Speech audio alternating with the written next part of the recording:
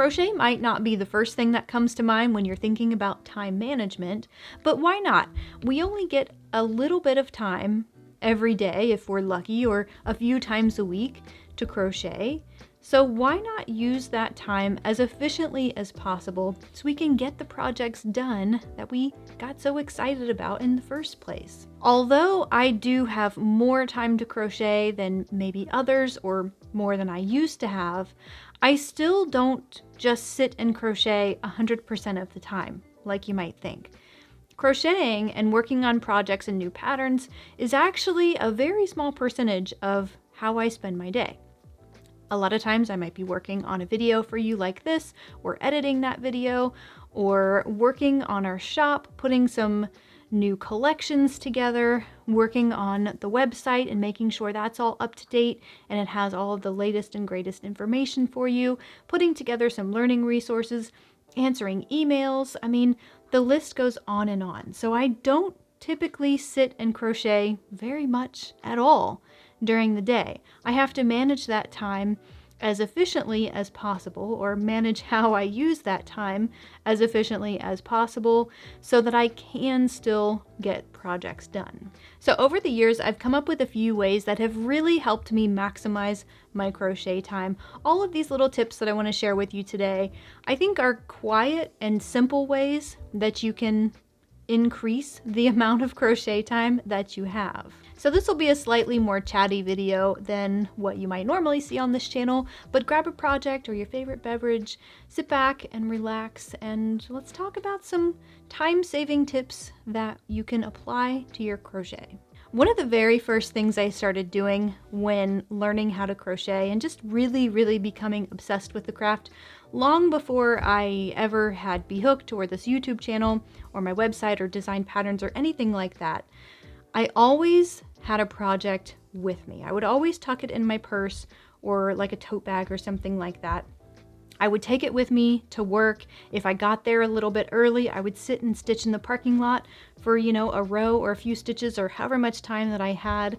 I would bring that project into work with me and work on it on my lunch break. If I was able to, eat quickly enough, I could sneak in a few stitches before my break was over.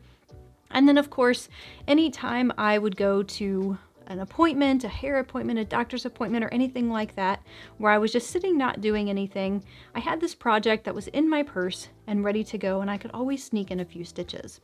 And kind of along those lines, the other thing you would always spot me doing is crocheting in the kitchen. When you're cooking dinner, you do have a fair amount of downtime, especially with like certain meals or certain dishes that you're cooking. You're kind of just sitting there watching the water boil, or things like that. So what I always like to do is bring my project to the kitchen. I would stand at the island and just work on a few stitches while I was waiting for our food to cook. So little things like that, having a project with you as you go places, having a project with you like when you're doing things that require you to be there, but not necessarily have your hands the entire time. Just have a project with you. It doesn't seem like it matters a whole lot initially, but when you think about it, all of those little moments add up. So I may have only had an hour or so in the evening to dedicate to crochet as I was winding down for the day, but when you add up those 5, 10, 15 minutes here and there throughout the day, that nearly doubled my crochet time. If you're anything like me or lots of other crocheters out there, and you sometimes take a break from your current project, either overnight, or maybe you set it aside for a week or a month or a couple of months and come back to it, I think this next tip will save you more time than you would realize. I personally like to keep a notebook that's just for my current projects. So in this notebook, you can include all of the important pattern details that you might easily forget over time. So things like the yarn that you're using, maybe the dye lot that you have in case you don't buy enough initially, the hook size that you're using, the name of the designer, maybe the book or the magazine or the website that it came from, but also things like the repeat. There are some patterns that, take a little bit more thinking to work through until you get the hang of it. But if you set that project down and you come back to it later, you might realize that you forgot all of those little things that you sort of worked through initially. Now for me, this gives me the perfect excuse to buy a notebook and pens because for whatever reason, I just love notebooks and pens. It's just one little quirk that I have. I really get enjoyment out of using a nice pen and buying a notebook. But you know, digital works really great too. If you have an iPad or a notes app on your phone or something like that, just basically have one coordinated spot for your notes so you don't have to think about where it is.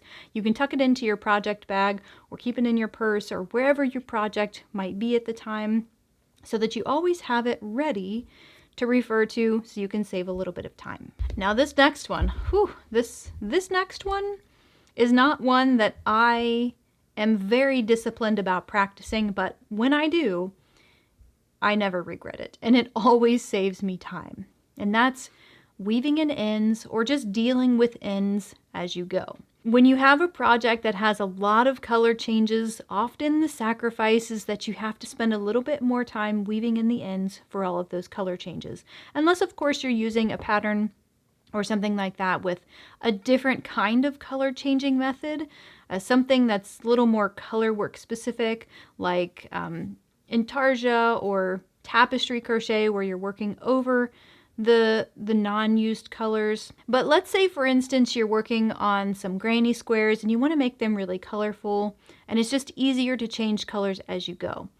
You could save all of the ends to the end of the project, but that just becomes like a mountain that feels like you can't actually climb it. And so I don't know about you, but in those instances, when I leave all of those ends for the end, I just don't finish that project because I have no desire to spend hours and hours weaving in ends. So there's a couple of things that I have picked up along the way that will help you with this so that you can actually finish your projects and not spend a ton of time weaving in ends. So the first thing is simple and easy. Just having a little bit of discipline and weaving them in as you go. So if you're working on a blanket or a project that's worked in rows where you're crocheting back and forth and you're color changing, maybe adding some stripes or whatnot to it, you don't have to do it like right when you finish the row, but let's say a few rows down. When your hands get a little bit tired and you need a little bit of a stretch break or just like a break to not be doing those crochet motions, that's the perfect time to weave in those ends. Now the other thing that I have really, I wouldn't say recently, but I would say in the last 2 or 3 years, I have really adopted the magic knot. And this is one of those topics that I have mentioned several times because it's a great time-saving trick as far as changing colors, because it completely eliminates ends that you have to weave in. But there's always a sacrifice, right? And so with this one, the sacrifice is that there is a knot in your project. And it's not just any knot. It's not like tying a knot like you were tying your shoe or something like that. This is called a magic knot for a reason. It works in a really cool way so that you knot each end and slide it, and as you're pulling the two ends, it reinforces the knot. It pulls the two knots of each color together, and it's just been great for me. I know there are some crocheters out there who don't like this technique and they don't trust having a knot in their project, and I completely get that. This is not for everybody. However, it's been really great for me. I haven't had this knot fail me. So as long as you're doing it right, I mean, I think it's worth a try. Even if you're just using it in a small project or a swatch or something that, you know, like you're okay with experimenting on, I say it's worth experimenting on. I do have a video on how to do the magic knot. I'll have that linked in the description below. It'll show you exactly how to change the color like right at the edge of a project so that you can work stripes and that sort of thing and like have it work perfectly. I don't know. It's one of those things that you just have to see to understand. But as long as you follow those steps of how to make the magic knot exactly, I can say, you know, at least from experience, a couple of years of experience using it in many, many projects later, I haven't had it fail me. So until it does, I'm going to keep trusting it, and I'm okay with having a little knot in my project because I just don't want to weave in all the ends and spend the extra time to do that. Now this next one is a little bit more situational, but batching your projects or batching like things in your project. Now, like for some projects, this definitely won't work, but for things like granny square projects, if you're making a granny square blanket or scarf or cardigan or whatever, pillow, anything with granny squares where you have to make a bunch of squares and then maybe join them together, you could make all of the granny squares first and then join them. Or if you're kind of like me and you get a little bit fatigued with doing the same thing over and over, there are different options for you, if you will, as far as joining granny squares. One of the techniques that I have just really fell in love with over the years is the join as you go technique, because with this one you crochet one granny square and you add like part of the border, and then you crochet the next granny square, and then you crochet part of the border around that new granny square, and then you make the next one into part of the border. So for me, that shuffling back and forth, although is completely not batching your project or batching it like I'm sort of mentioning in this tip, it is an option if batching just makes you cringe and you're like, no, I don't like to make the same thing over and over. I get you. I don't either. Sometimes I have the patience for it. A lot of times I don't. And if I'm working on a granny square project, then yeah, this is usually the join that I will do. However, if you have a ton of granny squares to make, batching them can really be a good way to save time, especially if you have a bunch of colors. Let's say you're working on a square and the first round is one color, the second round, maybe the second and third round is a second color, and so on. A lot of times I will crochet the first round in the first color for however many squares I need. And then I'll go back and I'll add the second round for all of those squares in the third round and the fourth round. And that's just enough to break it up so it feels like I'm not crocheting the same thing over and over, even though I kind of am. But breaking it row or round by round, it just makes it feel like it goes by a little bit quicker.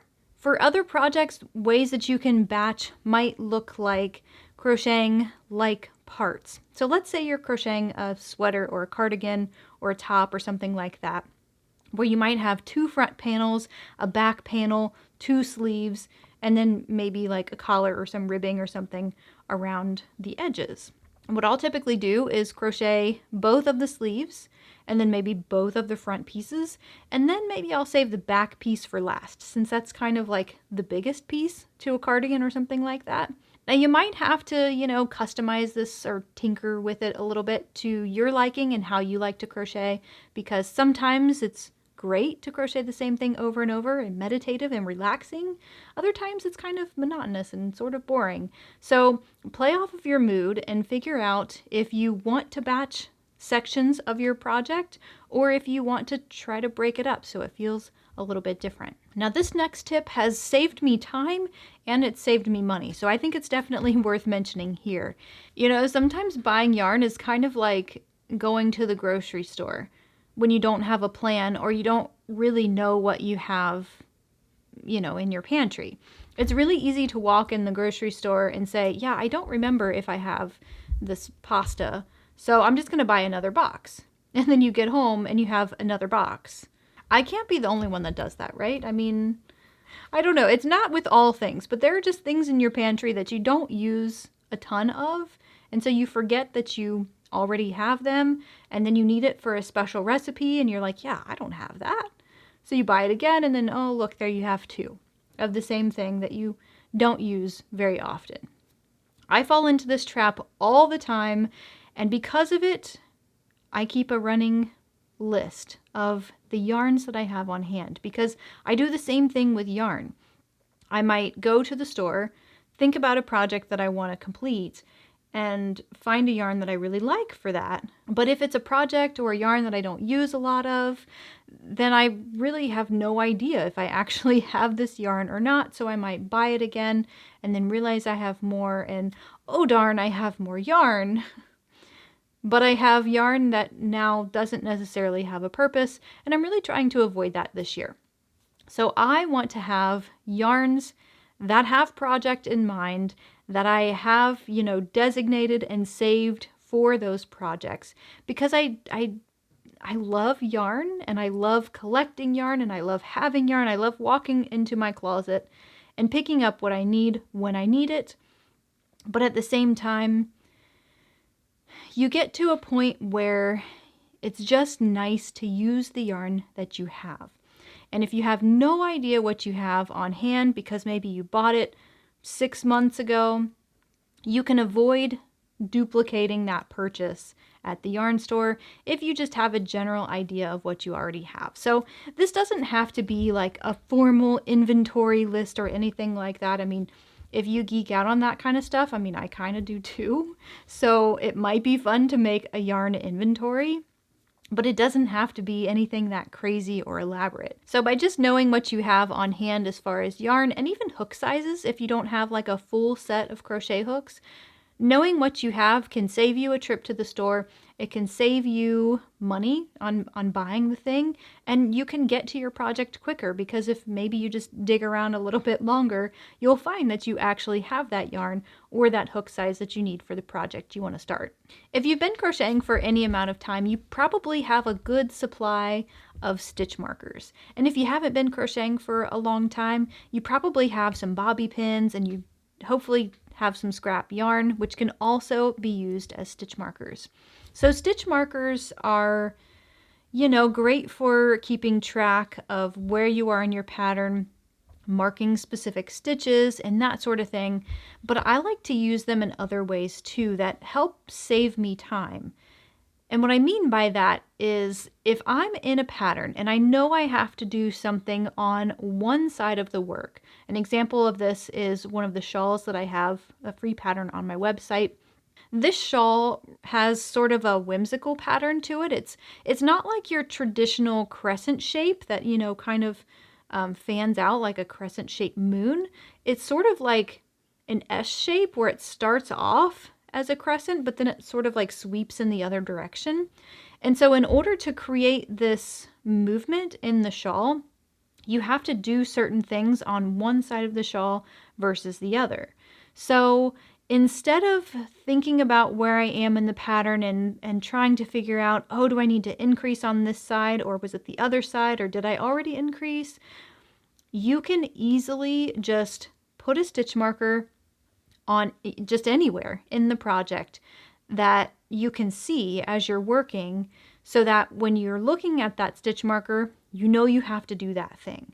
This little trick is like seriously one of the best time-saving tips because I can't tell you how many times I have been like knitting a crescent-shaped shawl or, crocheting. I mean, anything. It's any type of project. Yes, you could look at the work and figure out where you are.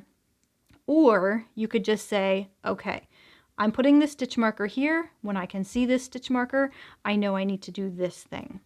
It's the tiniest little thing, right? That saves you, seconds. But over time, throughout that project, those seconds add up to more efficient crochet. So these little time-saving tips have really helped me maximize my crochet time over the years, but I know there's probably so much more I could still be doing. If you have some time-saving tips, leave those for me in the comments below. It'll definitely help me. It'll help everybody else in the community as well. Happy hooking, and I'll see you in the next one.